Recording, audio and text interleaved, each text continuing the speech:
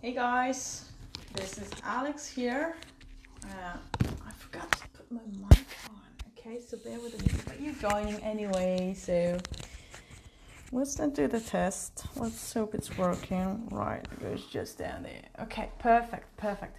Right, so I hope to see some of you here soon. It's a Monday afternoon, well, Monday evening here in Poland. And the weather is fantastic. Thank you so much. Brilliant, you're joining. Okay, I hope you can hear me. And now we can start. Today's topic is dealing with failure, strategies to deal with failure. By popular demand, I'm discussing this topic. Hopefully today's show will be below 15 minutes. No, I don't think I can fit below 15 minutes. Okay, let's face it. Hey, Barbara, good to see you here. So I don't think I can do below 15, but let's give it a try with all the start and everything. I was a little bit late today. Sorry for that. Like my meetings ran late. And hopefully everything will be fine and it's not going to be a failure. Yay! Hey, Marian, good to see you. How are you doing today? What's wrong with you? I mean, a lot of people get sick because of the air conditioning, I think. And I hear a lot of people, hey, Marty. And I hear a lot of people get allergies as well. So it's not the best season. I'm fine, surprisingly, though. So... okay, let's start. You're all here. Wow, yeah, all four of you. So dealing with failure, strategies for dealing with failure. So first of all, what do we consider failure? Well, you can say that I failed a marriage, right? I failed a relationship if that relationship ends. I failed my friend because I was not there for them when they needed me. I failed an exam. It can be a written exam, it can be any other exam. I failed, and this is a big one, I failed myself because you had expectations towards yourself and you failed them. Now that's a big thing if you fail yourself, right? You can fail your parents, your spouse, you can fail at your job if you're not really good at it. You can fail your dreams if you're not following them. There's so many areas in life in which we can fail. Hey Flavia, good to see you. Okay, Marion, I didn't know you had such bad weather. Anyway, hopefully you're gonna be fine soon.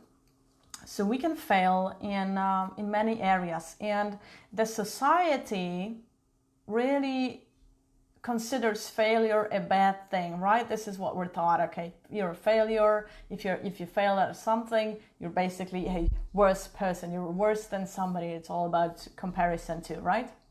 Now let's think about the language first. So failure as a word, when I say you failed, how does that make you feel? How does that make you feel when I say you failed? Or even I failed, or whenever I use the word failure. It's a word that has a lot of energy to it. It's a very highly energetic word. And when I say it's a highly energetic word, I don't mean that it's positive energy. It makes you feel what? Like you get this crumpling feeling in your stomach really, right? When you say failure and I failed or somebody else failed.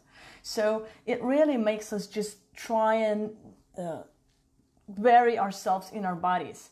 So using this word, just using it with all its negative energy makes us feel worse, right?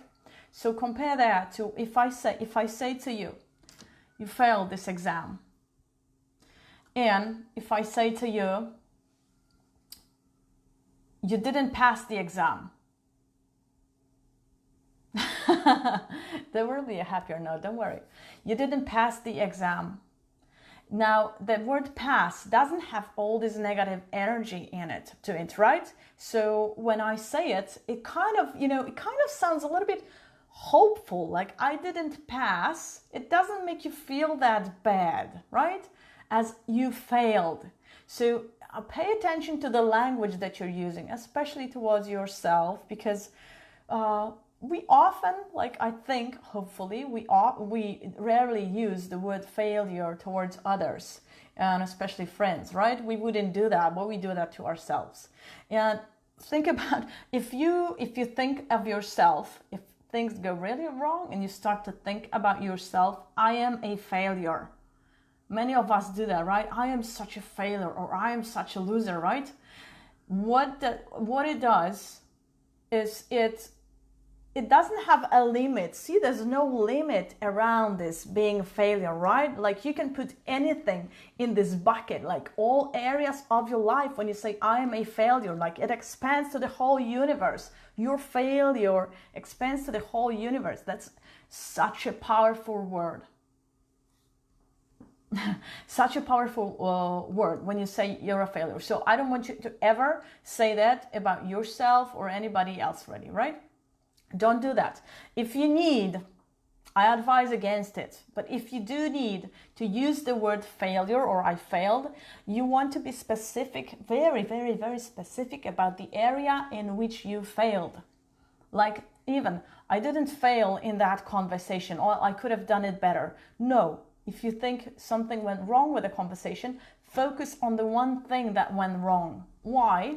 Because then you can learn, and that's the proper usage of failure. That's the proper usage of failure, to learn something from it. Now, if you don't focus on the details, but focus on the general, like I am a failure, or that conversation didn't go so well, that you're not going to learn anything. Only if you analyze the failure, and that's how we're supposed to work with failure. You're supposed to analyze what happened there, and then not only analyze what happened, but also, and this is important, prepare for the future. So what can I do to improve it in the future? And that is actually why there is failure in the world. So you may wonder, like, we've been on this planet for thousands of years. Like, why do we still keep failing, you know?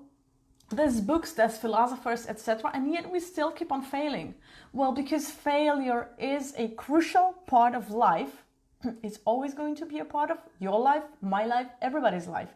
The most successful people in life, in the world, they have had failures, and spectacular failures too.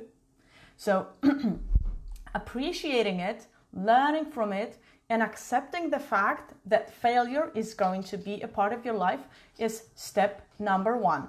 Step number two, replacing the words with something more positive, right?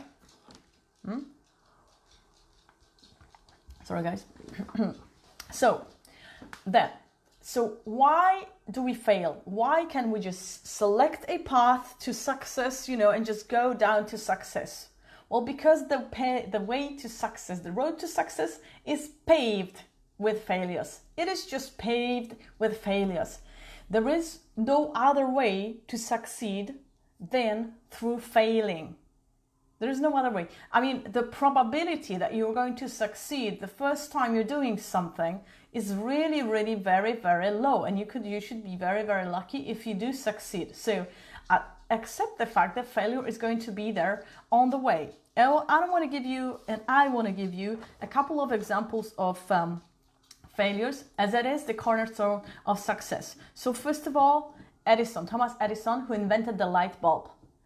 He failed many, many, many times before he managed to do that. He knew his goal, he knew what he wanted to do, but he failed. But he never considered it that.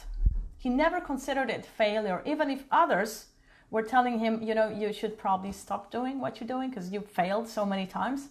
The way he was approaching it, and that's the reason why he succeeded in the end, the way he approached it was, he said, I didn't fail. I just found 10,000 ways which didn't work. Okay? That's a very neat approach. Now, Michael Jordan, and I need to read this to you, he says, is arguably the greatest basketball player ever, right? I've missed more than 9,000 shots in my career. I've lost almost 300 games. On 26 occasions, I have been entrusted to take the game-winning shot, and I missed. So everything depended on him. I have failed over and over and over again in my life, and that is why I succeeded. See, when you're doing something innovative in the world, and we get a ton of innovators, right? And a great deal of innovations. You don't know what the outcome is going to be. You don't know whether you're going to succeed, right? So failure is encrypted kind of in that. But I want you to realize that anything that you do for the first time in your life, anything that you're learning, is also like an innovation for you because you're doing it the first time. So, okay, don't tell anybody, but I had to take my driver's test 5 times before I passed. And I'm a good driver now. Probably because of that. Probably because I got to learn the stuff that didn't go so well. Like I had to take it 5 times. And I never quit. Was it innovative? Not really, okay? People all over the world do it. So how do we feel when we fail and everybody else is driving their car? We feel shitty, right? But if you don't think about yourself like a failure, but you think, okay, now I can learn from this. And when you're in an exam like that, they give you specific things that you need to work on, right? You know where you failed. Exactly. That's what I was talking about. The details, focus on the details and just fix that. And then you will get better at it and get better at it. And it's going to be awesome. I didn't get to read that comment, Barbara. Sorry. So I'll read it later and respond. Right, so that's how we're supposed to approach failure. And it doesn't matter if it's innovative. It doesn't matter if 1,000 people in the world do it or 1 billion people in the world do it. You have you're on your own path. You're allowed to fail. You're supposed to fail, really. Now, the only real failure, the only point in time when I give you permission to use the word failure is if you fail to even try. Now that can be failure, okay? If you don't even try, because there's no way you're gonna get success if you don't try. And obviously I want you to succeed, right? If you don't try, that's a failure, because that's fear taking over. Right, oh, another example which I wanted to share with you, Stephen King. He wrote Carrie and he submitted it 30 times, and it was rejected. And then he finally threw it into the fireplace and his wife saved him. And the 31st time that he submitted it, it went through 30 times. In J.K. Rowling, if you don't know that example of Harry Potter, I think she was rejected like 47 times with the same book, 47 times. Going over and over through the same process and getting rejected. It's not failure. Okay. So the way to look at failure, if you've probably understood what I'm trying to say. I want to say that it's the path to success. So consider failure like a stepping stone. If you want to get from here where you are to the other side of the river, you need to step on stones, on consecutive stones. You're not going to just get there immediately, and that's the success that you're waiting for. You need stepping stones, and those stepping stones are the failures, okay? So if you take a look at it that way, it really relieves a lot of pressure that we put on ourselves. You can just go to do the next thing. And also, doesn't it sound exciting? Like I'm on the path to success. I'm on the road to success. Failure is just, walking by me, really. I'm on the road to success. Now, isn't that just so much more exciting than saying I failed and, I failed again? Don't even get me started on that, right? So, and also, one more thing, the journey is very often sweeter than the destination. Usually it is. Because when you reach the destination, which is your success, desired success in your area, then you need the next thing to get the dopamine running. So with dopamine, the way it works in our brains is we get excited about the success. So we are excited on the way, and the way will have failure on the way. But don't let it stop you from being excited about the success. And you're going to be much more excited on the way then you will be excited once you reach the success, because then you will want to reach another success. And then there's new failures on the way, right? Yeah. Like me, I failed on these Facebook Lives probably, a lot. but I never considered that a failure. And I'm also able now, after doing my training, to look at relationships differently. And I don't see them as failures. I just consider them, maybe it wasn't meant to be, you know? And the way I think about failed relationships, let's say, is what was supposed to be my learning from that? What was I supposed to learn from that? Right? You know, I've read a couple of celebrity interviews who don't consider relationships, even marriages that have ended, they don't consider them failure. They speak about their marriages which have ended, and they say, no, it was a good relationship. It was a successful relationship, because maybe they ended it at a point in time when it was supposed to end, and maybe now they're friends, you know. So always look for the learning, and that is so much more exciting. And I get satisfaction from failures right now, and I even grow my self-esteem from them and grow my confidence. It's just about the way you look at them. So the meaning behind every failure, there's a meaning. There's either learning or some meaning. And remember about this, it's like with energy. When you give good energy, when you give something good to the world, it's going to come back to you, right? The good energy that you spread is going to come back to you, but it doesn't come back immediately, right? Sometimes it will take a while for it to come back, yes, but it will come back.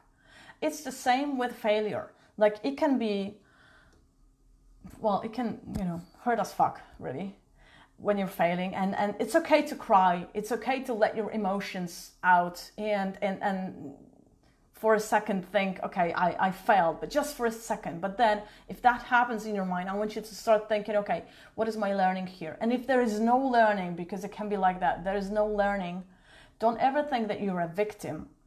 The way I think about things is they happen not to me, they happen for me. And even if I don't see any sense to the thing that has happened to me or to the thing that I failed at, there will be sense in it in the future. There will be something that I will find as meaning of it in the future, because it's like the butterfly effect, basically. Anything that happens in our life causes different other things to happen, right? Triggers other things. And maybe, so, you know, you fail an exam and then you meet somebody when you go to the next exam. Like that happened to me. I failed my exams once when I was studying, and I had to repeat them in September.